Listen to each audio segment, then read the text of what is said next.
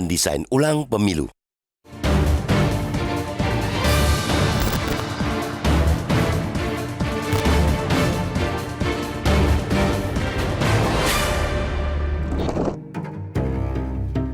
Mahkamah Konstitusi kembali menghasilkan putusan progresif terkait dengan penyelenggaraan pemilu di Indonesia.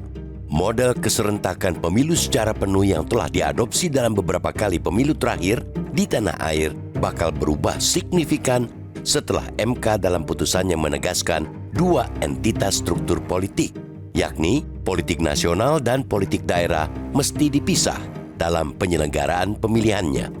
Melalui putusan bernomor 135-PUU-22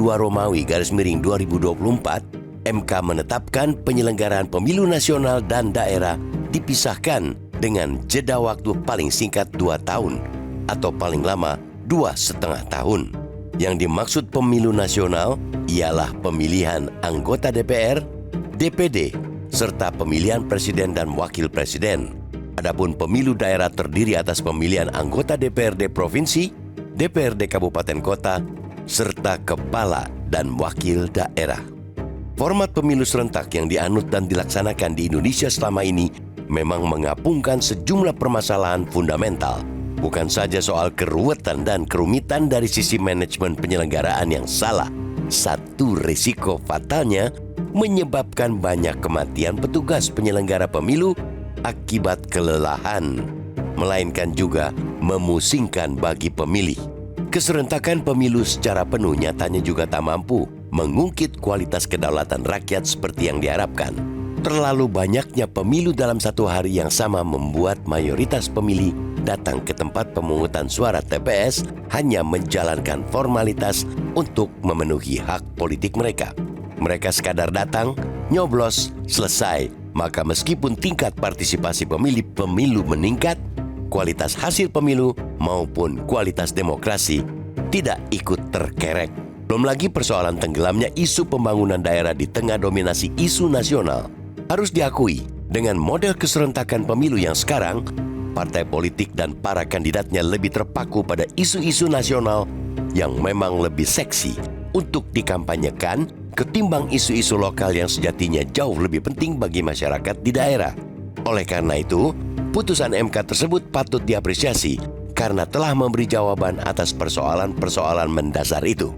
Putusan itu perlu kita maknai sebagai ikhtiar untuk menjadikan penyelenggaraan pemilu-pemilu yang akan datang tidak saja lebih sederhana, efektif, tidak rumit, dan tidak melelahkan, tetapi juga pemilu yang betul-betul mampu membuat kualitas demokrasi dan kedaulatan rakyat terangkat.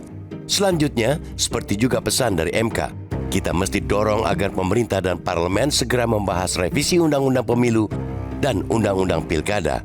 Revisi itu mendesak untuk mengakomodasi perubahan atau modifikasi yang diperlukan demi menyelaraskan dengan substansi putusan tersebut.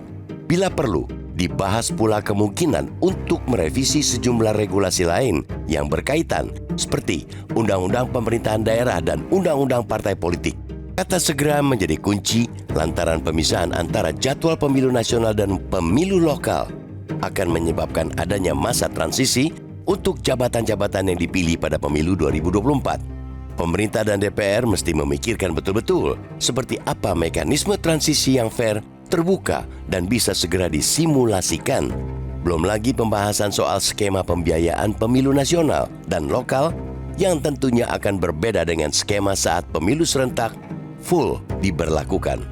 Pendek kata, amanat dan putusan MK untuk memberi jeda penyelenggaraan pemilu nasional dan daerah haruslah menjadi momen yang tepat untuk mendesain ulang model pemilu dan pilkada sesuai struktur pemerintahan berdasarkan Undang-Undang Dasar 1945. Kiranya tak perlu mendebatkan lagi urgensi dari putusan MK itu karena setiap putusan MK bersifat final dan mengikat. Yang jauh lebih penting saat ini ialah secepatnya mengagendakan pembahasan perubahan regulasi-regulasi yang terkait. Sebab idealnya pembahasan untuk menghasilkan undang-undang yang solid akan membutuhkan waktu lama dengan pendalaman kajian dan argumentasi yang komprehensif.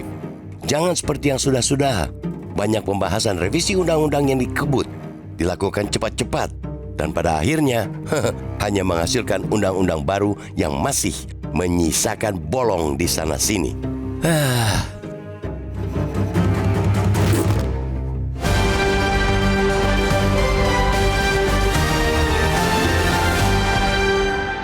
Jelajahi cara baru mendapatkan informasi. Download Metro TV Extend sekarang.